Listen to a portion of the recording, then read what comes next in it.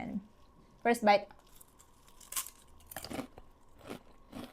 Kahit tagal ko na tong pinaplanong orderin guys, pero ngayon ko lang na-order. So, ito nga yung kangkong chips na sikat ngayon by Josh Mojica. So, yung flavor niya nga po pala is cheese. So, sa isang pouch guys, meron siyang laman na 120 grams.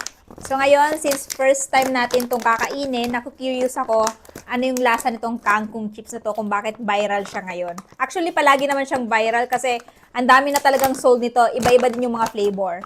So, yung napili nating flavor, guys, is cheese. Ayan. So, ito yung itsura niya. Balot na balot eh.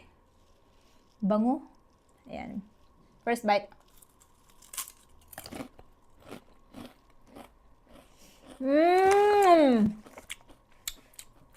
Sarap.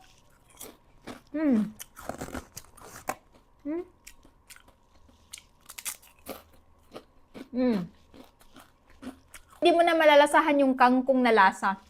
Talagang chips na talaga siya. Tama yung ninamnam, tama lang yung lasa, hindi maalat. The best. The best to pang snack guys, lalo na kung nagwa-watch ka ng movie or di naman kayo mag-beach kayo, pwede nyo itong dalhin, magta-travel kayo kasi naka-pouch na siya. Tapos, kapag hindi nyo naubos, pwede nyo isilid ng ganyan.